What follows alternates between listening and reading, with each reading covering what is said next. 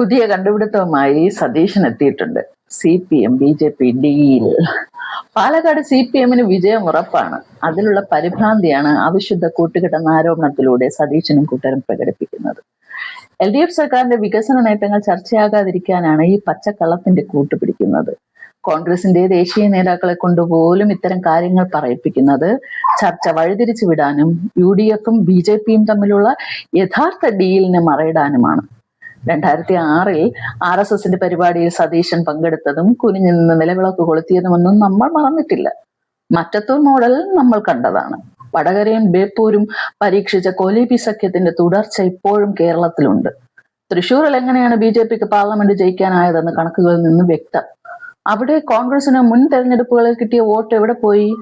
തൃശ്ശൂരിൽ LDF-ന് വോട്ട് കൂടിയെന്നത് അറിയാത്തതാണോ കോൺഗ്രസിന്?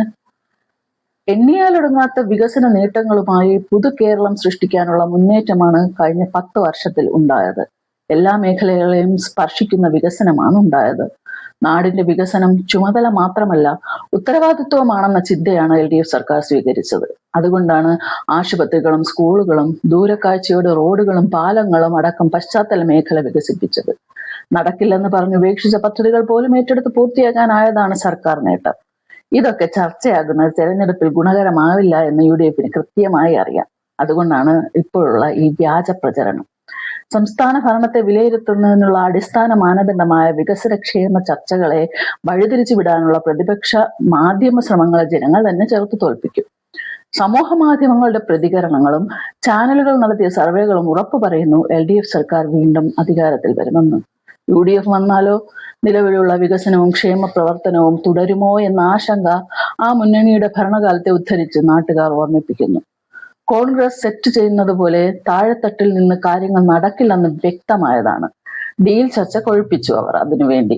അത് പക്ഷേ UDF-ന് തിരിച്ചടിയായി. ആരാണ് യഥാർത്ഥ ഡീലുകാർ എന്നതിന്റെ ചരിത്ര വസ്തുതകളും നേമത്തെയും തൃശ്ശൂരിലെയും UDF BJP വോട്ട് കണക്ക് സഹിതം ഓരോ വീട്ടിലും എത്തുന്ന സ്ഥിതിയായി. പച്ചനുണകളുടെ ഘോഷയാത്ര തീർത്ത് LDF-നെ പ്രതിരോധത്തിലാക്കാൻ UDF ശ്രമിച്ചപ്പോൾ അതേ നാണയത്തിൽ തന്നെ അവർക്ക് തിരിച്ചടിയും നേരിട്ടു. കഴിഞ്ഞ 10 വർഷങ്ങളിൽ കേരളം നേടിയ നേട്ടത്തെ ജനങ്ങളിൽ നിന്നും മറച്ചു വെക്കാനായി പലതരം വിവാദങ്ങൾ ഉണ്ടാക്കാനാണ് കനകോലുമാരുടെ ഉപദേശം. പ്രതിപക്ഷത്തിന് ആരോപണം ഉന്നയിക്കാൻ നിയമസഭയിൽ അവസരമുണ്ടായിരുന്നു. അതിന് ശ്രമിക്കാതെ അവർ ഒളിച്ചോടി. 3 ദിവസം ബജറ്റിനെ കുറിച്ച് ചർച്ച ചെയ്യാമായിരുന്നു. മന്ത്രിമാർക്കെതിരെയും ആരോപണങ്ങൾ ഉണ്ടെങ്കിൽ അന്ന് അത് ഉന്നയിക്കാമായിരുന്നു. പക്ഷെ അന്ന് അതിന് തയ്യാറായില്ല. കാരണം അവർക്ക് കൃത്യമായ മറുപടി കിട്ടുമെന്ന് അവർക്ക് ബോധ്യമുണ്ട്. 2021-ൽ പലതും പറഞ്ഞവരാണ് ഈ കൂട്ടർ. ബിരിയാണി ചെമ്പ്, സ്വർണം, ഈത്തപ്പഴക്കുരു, അങ്ങനെ എന്തൊക്കെ പ്രചരിപ്പിച്ചു.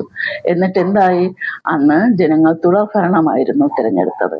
അതുപോലെ ഈ പ്രാവശ്യവും നുണേഷൻ ഉൾപ്പെടുന്ന കോൺഗ്രസ് ഉപജാപ സംഘത്തിന്റെ നുണപ്രചരണങ്ങൾ ജനങ്ങൾ തള്ളിക്കളയുമെന്നും LDF സർക്കാർ 3ാമതും അധികാരത്തിൽ വരുമെന്നും എനിക്ക് ഉറച്ച വിശ്വാസമുണ്ട്. നിങ്ങൾക്കോ?